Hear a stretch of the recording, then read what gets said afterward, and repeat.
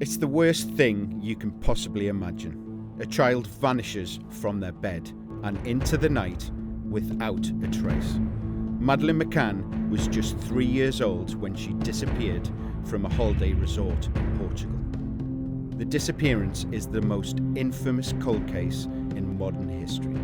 18 years later, it still dominates headlines. It's a case that leaves everyone with more questions than answers. But in reality, this is only one of thousands of cases that remain unsolved every single year. In this episode, we dive into the shadows of unsolved mysteries, cold cases that haunt us, that linger in our memories. From high-profile disappearances to chilling, forgotten crimes, we explore why they remain unsolved and tell the stories of the relentless search for justice. Welcome to the Crime Agents. Welcome back to the show with me, crime journalist Andy Hughes. And me, ex-cop Neil Basu. Welcome back from your holiday, Neil. You look suitably refreshed. I am. I think I'm slightly on Sardinian time, though, but thank you very much. It's nice to be back in the studio. Good. We're all ready to go. We are. Your voice is sounding a little bit... Yeah, it might okay? be something to do with 2 weeks of reasonably hard partying. Been talking too much again, have Well, you? strangely enough, not a lot of snoring, but not a lot of talking. But yeah, it's feeling a bit dodgy today. My apologies if it runs out. Right, cold cases, this episode. This is going to be an interesting one, I think. First of all, let's talk about what they are. Cold cases are effectively a criminal investigation that remains unsolved and inactive after all leads have been exhausted for a significant period of time. And these resources, i.e. these detective units, they are then reassigned because there's no realistic prospect of any progress without any new information or technology. First thing I want to ask you, Neil, you've been a murder detective, of course. In fact, you made your name as a murder detective. What does it feel like when you can't solve that case? Well, I think the worst thing that ever happens to any senior investigating officer is an unsolved case. It's the kind of thing that lives with you, forever, really, because you spend so much time getting to know the family and the bereaved and understanding their suffering that a bit of that rubs off on you. There's no doubt about it. And I know that a lot of my colleagues will feel the same way, and all of us, or many of us, I'm not sure I've met anybody with a 100% solved record. All of us will have one or two cases which live with us forever.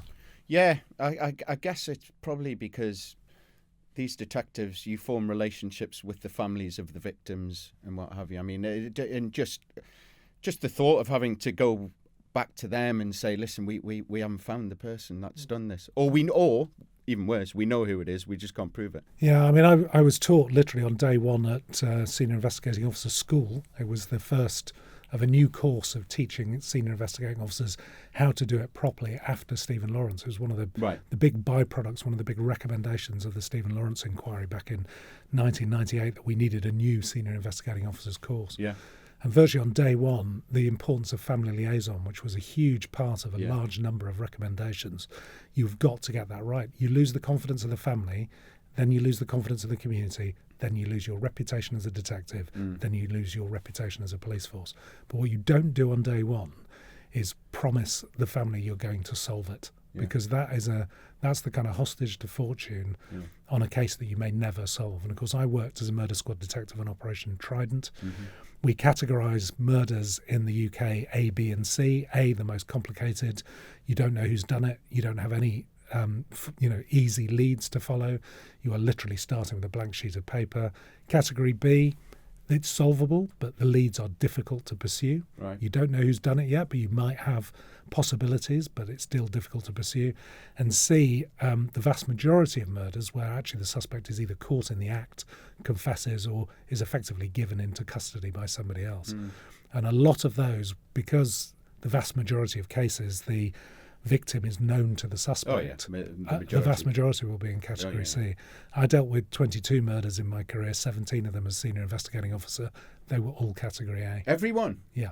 So Trident is an interesting place because murders are often committed between gangsters, and gangsters don't often want to give intelligence on other gangsters or confess to crimes. The weapon of choice back in those days, back in the early noughties, was a gun, so there's a big distance between the suspect and victim often, and if you're not catching the suspect immediately, your chances of getting physical evidence, DNA, fingerprints, it is not like people are laying hands on their victim, shooting them from a distance, drive by, or effectively disappearing into the night long before you can get a hold of them. Sure. And some of them were pretty canny suspects, where they would make sure that their murders were committed off camera, shall we put it that way? How does it work then? You mentioned this senior investigating officer school, which sounds a load of fun. It is, without doubt, the best course I've ever been on. How's it work, though? How's it work? Like, are you given a checklist? You're given a list of things that you need to go through? What's the first one? What's the last one? You were giving me permission to be really boring and procedural about this. I'm not sure I'm giving you that. No, there is a reason why in the United Kingdom the clear-up rate, so the detection rate for murder, is often in the high 90s, if not sometimes 100% in a calendar year, because you're clearing up murders that have happened over a year ago. So sometimes you get those bizarre cases where you've got over 100%. But there is a reason why the clear-up rate is that high. When, for instance, we were talking about rape the other day, and the rape detection rate or sanction detection rate is about 2%. And that's because a murder squad developed under that model, a thing called the SHIP model back in the 90s. A detective superintendent came up with his model of how to investigate a murder. And you'll have a senior investigating officer trained on that lovely training school for murder squad cops. Detective chief inspector, very famous in television, Morse, Luther, all the kind of detectives that you've seen on television. Are you telling me it's not like the telly, Neil? Are you telling me I'm not exactly like Luther?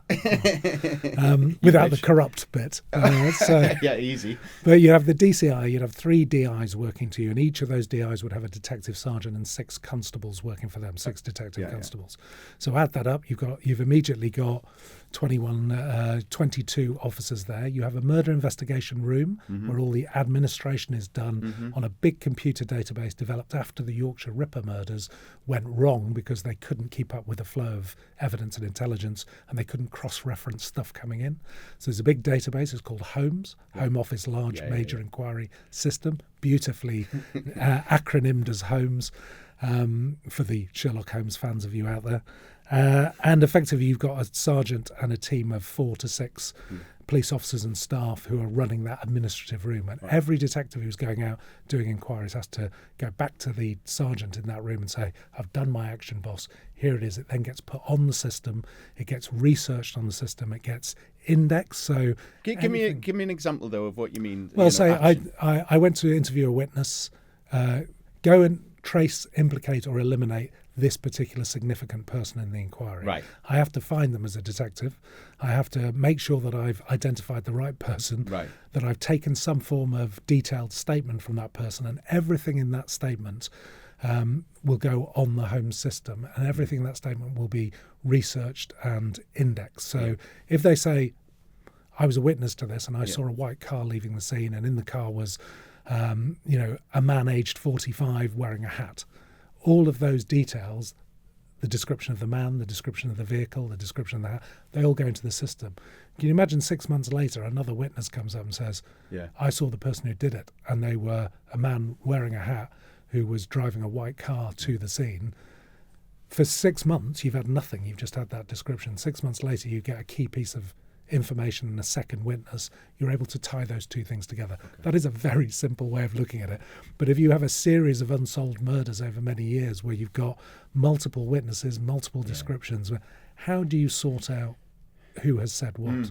So that's basically the system. That is a murder squad. It's upwards of 40 people. I also had an intelligence cell, so another sergeant and 4 officers who were taking in intelligence from the public, either from hotlines or from people ringing into the incident room, and they were researching all that intelligence. That's going into the home system as well. So at some point you've got between 36 and 42 officers dedicated to a single crime, a crime of murder.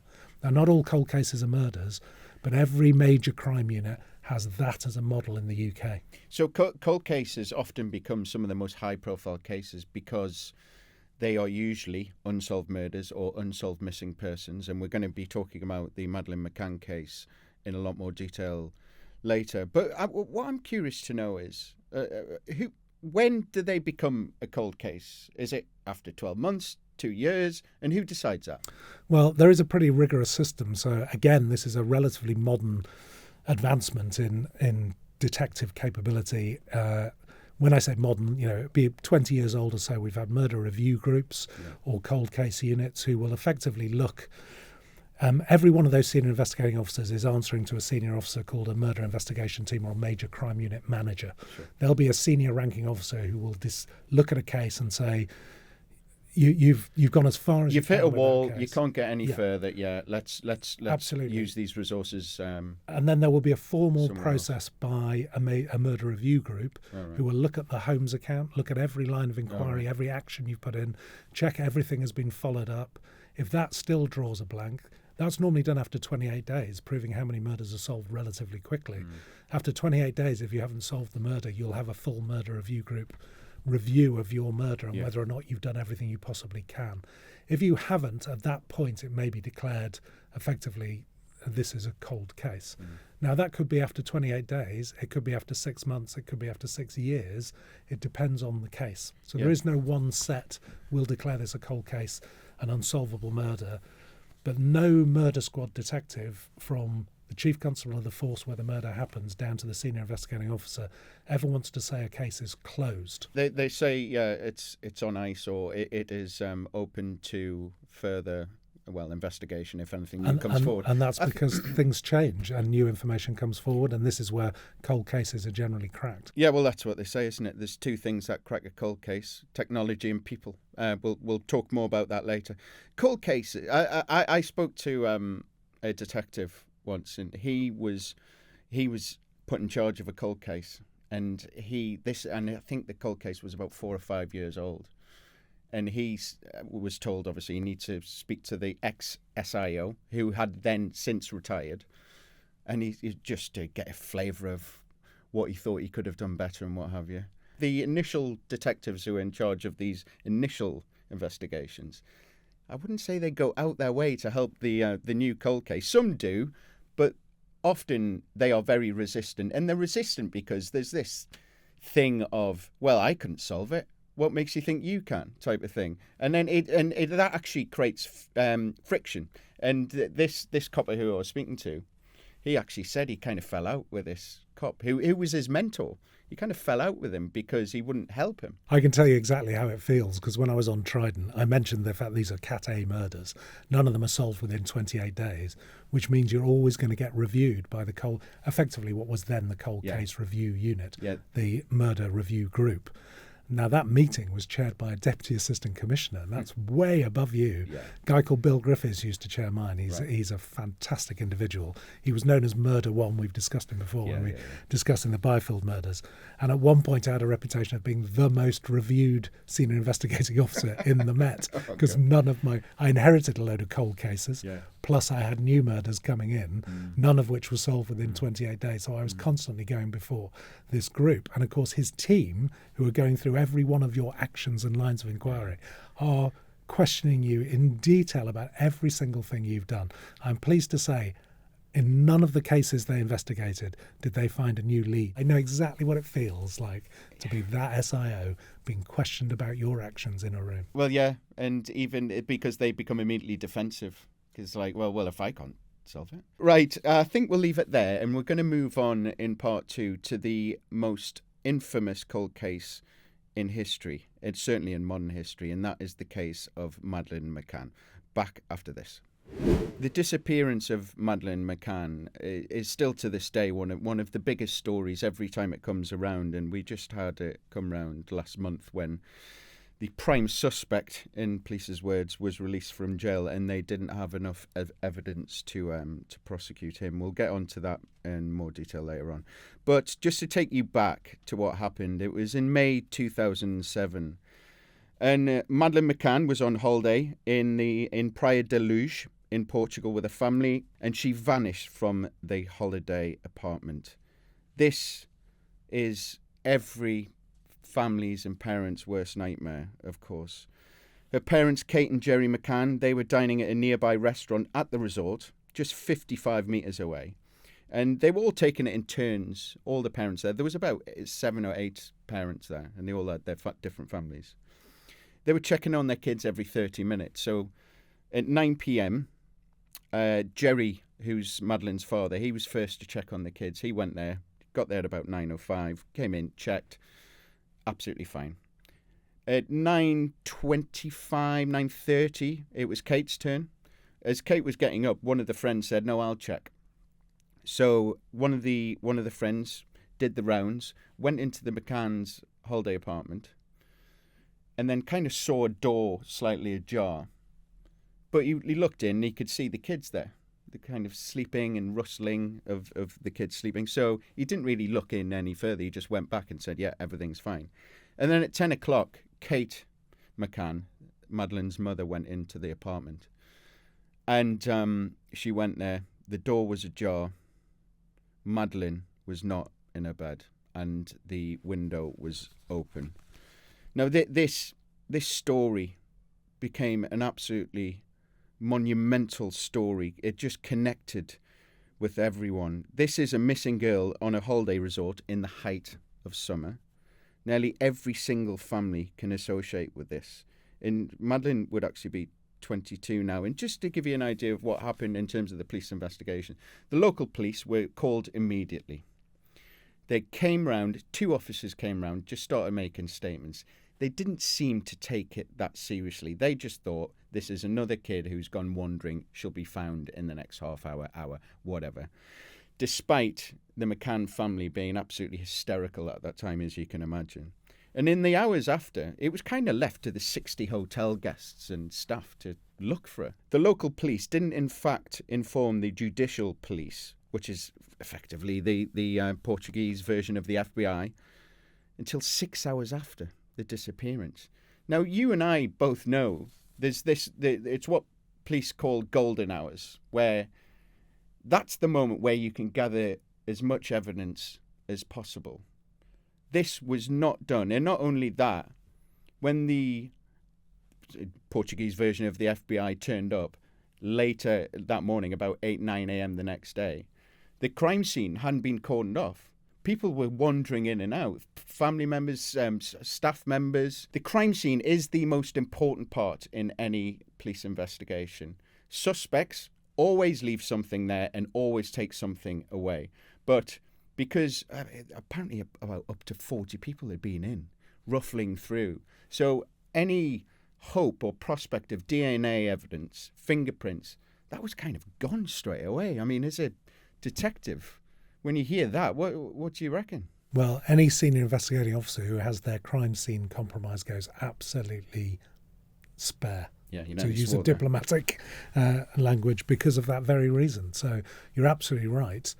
I mean, the first thing to do is determine whether or not there has been a crime, and then to cordon off and preserve every crime scene possible. If there's a victim there, a crime scene would also be the victim themselves. If the suspect has been caught in the act, the suspect would be considered a crime scene.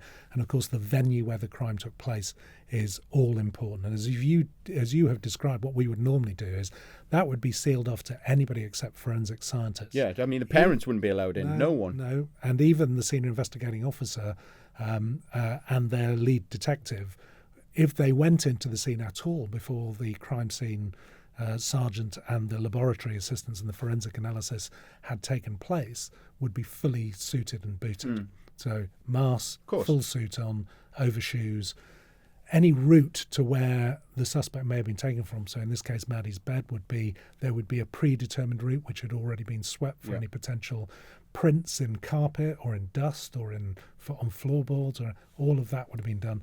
So in other words, yes, that would have been done. And for a toddler like that to have gone missing with distraught parents, it's very easy for an armchair detective, which is what I am these days, to sit here and criticise a Portuguese police officer who's just turned up at the scene saying, don't worry, we'll find her in half an hour, as though we don't do that here. Yeah. Until this case happened, I guarantee there was a massively complacent attitude towards missing children in this country, and it still happens. There was, and this is what drives me nuts about the whole case. It's just, I actually get really frustrated because I know a lot about police procedure, of course. I get so frustrated when I look into what actually happened here. I mean, in Portugal, but I don't know if this is still the case, but it definitely was at the time because I remember just being completely baffled by it. But in Portugal, a missing person is not a reported crime. So it can't be prosecuted because there's, no evidence of an abduction. But this is, even the next morning, you had the Portuguese FBI saying that, well, we can't really launch a proper investigation. We can't do any surveillance. We can't do any wiretapping. We can't do any real investigation around this because it's not a crime. Well, what is it then, mate? What is it? You've got a missing girl whose parents are hysterical. She's been missing for 12 hours now. If that's not a crime, then what is? I sometimes wonder whether police officers suffer, I know this for a fact, they suffer from something called compassion fatigue. And if you've dealt with hundreds of these cases before and the child has always turned up, you get really complacent and you don't remember. I'm like you. I'm just explaining what happens. I'm not condoning it for 1 second. But, what you don't realise is that for the parents, this is the first time it's ever happened to them. So the hysteria needs to be taken seriously. And, of course, those first initial steps, you described it as the golden hour. That's what we were taught after Lawrence again. Effectively, golden hour critical incident training was given to every first responder, uniform officer, sergeant and inspector, because they would be there long before the detectives or the Portuguese FBI in this situation. So they understood that they had to preserve everything. They had to find every witness possible. They had to, these days, preserve every potential piece of technological evidence, so closed-circuit television. You have to make sure all of that is done long before a detective ever wings their way to the scene, because you are going to be the first people on scene. And there is a horrendous database, and I think it was developed by the FBI, but it's well known. And in senior investigating officer school, they drum this into you: is that the longer a child is missing, the more likely they are to come to harm. Of course. And I think it's the FBI who came up with the horrible actuarial statistic that over 24 hours they're likely to. Yeah, I mean the stats are just mind-boggling when you say it. As each hour passes, the likelihood of someone remaining alive just completely vanishes. I think this case, I mean, the way the McCann family has been treated, not that they haven't been through hell since the very moment they discovered Maddie was missing, but they've been to hell and back since with the way they've been treated. But I don't think there's a parent in the country who hasn't re-examined the way they parent as a result of this case. I remember sitting around dinner parties, everybody looking at each other. I remember a case where we were staying with friends. There was a family who were camping in the garden. They turned their back for a split second and their toddler went missing. Returned an hour later by a Safer Neighbourhood Team patrol who'd found them on the main road. So they weren't taken, but they'd just wandered off. And people were thinking, and I remember when I had my children, I felt like, particularly because I had twins as well, so I had 3 children under 2. I felt like I needed eyes in the back of my head. I never took my eyes off them for a single second. And that was a result of this. Let's talk about that treatment a bit more of them, actually, because this story just became an absolute media circus. All the eyes of the world were on this. And they were looking at certain local people, well, one British person who lived there locally, as kind of suspects, basically because he had a funny eye, and then I think some private investigators believed it was him, but there's no evidence whatsoever. And I've seen interviews with him after, and he said this completely destroyed his life. When kind of a couple of local suspects were ruled out, the focus went to the parents. And the parents actually in the media, as well as the police saying it, that they were the prime suspects at one point. And since then, I think they've had a fairly hefty payment from quite a lot of the press for essentially suggesting that they and in fact sued the Portuguese SI who wrote a book about the case, which is a pretty despicable thing to do. But I use the expression trace, implicate or eliminate as an action for a detective constable speaking to somebody who is significant in the case, either a person of significance because they might be a key witness, a person of significance because they might actually be a suspect, and later on down the line there'll be enough evidence to declare them a suspect and start investigating them. It's important for listeners to understand that to a senior investigating officer, the parents are always going to fall into the category of a person of significance. Well, of course it is. It's how that is dealt with and how that is, if that becomes I think this was one of the first cases, and we've had many since, where there's been a trial by media on who the potential suspect could be. Just to give you an update as to where we're at now, and what's happened in the years following. And it was in 2011, the then Prime Minister David Cameron, he set up an operation. Well, he told the Met to set up an operation called Operation Grange, and this has become the largest and most expensive missing persons investigations in British history. It's cost more than 13 million quid to this day, and I think they're still putting money into it in some form, but it's nowhere near the levels they were. It's not. I mean, it's interesting that we picked on this case because in many respects it is a cold case, and it went cold and had to be reinvestigated. And British teams eventually are called in and are offer help and do go and reinvestigate. But in many ways, it's never really been cold because it's certainly never been closed. Well, and as you said, they are continuing to put resource into it. So the latest is that in 2020, German police named a suspect called Christian Bruckner. Now, why was he a suspect? Well, his cell phone records shows that he was near the Ocean Club on the night of Madeleine's disappearance. He also had a history of similar crimes. Bruckner, he had multiple convictions for sexual assaults against children. And one former girlfriend of his, she actually described when he was boasting about making a fortune from selling children, and allegedly said that he knew what happened to Madeleine. He was actually in jail at the time when all these allegations came out, and the police publicly named him, which is quite rare, right? Incredibly rare. But he was in jail, and what happened was loads and loads of journalists started digging into this guy, and the more we dug, the worse it looked. It became very clear that this guy may have done it. He's actually just been released from jail for a previous rape. He was released last month.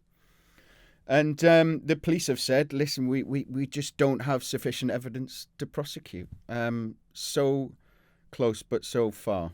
Yeah, and that is, I've been in that position with somebody being released. In fact, I've been at the Old Bailey on the first day of a trial where I've had to go to the judge in chambers and say I've got to withdraw this case along with the Crown Prosecution Service lawyer and our lead barrister because we have discovered our lead witness cannot be trusted. God, and it was our most significant piece of evidence. I bet that happens. Which meant the murderer effectively walked free. And we knew that was the murderer. So it was probably one of the worst. They got people in from the flying squad and anti-corruption to come in and teach us covert methodologies that might be used to gather evidence on a suspect. The kind of things that are used against serious and organised criminals would then be used as potential techniques to gather evidence against, because exactly like Bruckner did, he told somebody else that he knew what had happened to McCann. Yeah. He would have been a person of interest, a monster and a person of interest. He came in the radar in 2017. Yeah, but he wouldn't necessarily have been a suspect until they had something to tie him specifically to that scene and to knowledge of Maddie McCann. Yeah. So at that point he becomes a suspect. I mean, imagine if you could get that on tape somehow. Oh, God. Get him talking about that on tape. So the most important thing is how do you use those kind of techniques? And senior investigating officers up until 2000 weren't routinely taught the kind of techniques their covert policing colleagues were taught to catch organised criminals in order to detect murders. So that brings whole new opportunities to reinvestigate a case. Yeah, and it's just worth mentioning. I've no idea whether they did it in this case or are doing it in this case. Well, Christian, he is always he's always denied doing it, of course. And in fact, there was this bizarre story last week that he, after he was released, he actually went to the prosecutor's office to confront the prosecutor, saying, "Why don't you just leave me alone?" Well, given your history, pal, I don't think you're going to be left alone for that long. And given that you're the prime suspect, I think it's a case of they're going to continue building this case. Neil, here's a question for you. You must have been an SIO or leading an investigation that has just blown up in the media. What's it like? It's interesting about what kind of cases get that kind of profile. Right. And clearly the murders of children, so the Tony Ann Byfield murders in 2003 were front page news in every newspaper in the country. In Maddie's case, I mean, she is this beautiful blonde child of these respectable middle-class parents. There's a big argument that a lot of children go missing, a lot of people get murdered. A lot of those cases never feature in the news. They never get this kind of publicity. And when the case goes cold, there's nobody campaigning. So the most famous, the Byfield case was interesting because, of course, you've got everybody from the commissioner, national newspapers, experienced crime journalists and some inexperienced ones at the time, because you'd have been a baby then, looking at you and questioning you and saying, what are you doing? And the community is looking at you to solve it, and the family are distraught. So you are working under the pressure of all of those people. You're trying to shield your squad from that pressure so that they can get on with doing their day job. Right. So you take the hit. You're sent out there to the wolves. And if you've got really good bosses, they're there to shield you as the senior investigating officer, so you can get on with investigating the inquiry. So you'll have seen this at many press conferences. They don't normally put the SIO out there. Yeah. Now, you want the SIO because they know most about the case, but it'll normally be the SIO's boss or boss's boss, a chief officer, in a case of this magnitude, and they are there to protect you. And I had the protection of some brilliant bosses in my day. I ran a cold case unit, of course, in 2007, and it was called the Stephen Lawrence Inquiry. So the DCI, Clive Driscoll, was the senior investigating officer. His brilliant DI, Sean Keep, and a small squad of detectives reinvestigating one of the most infamous cold cases in history, trying to get a conviction. And I'm sure we'll talk about how you get those convictions soon. Yeah, absolutely.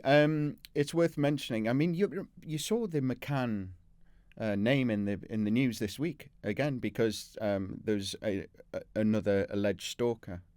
And that trial is ongoing. So this just proves how massive this story has become. That just even an alleged minor offence like this is front page news again.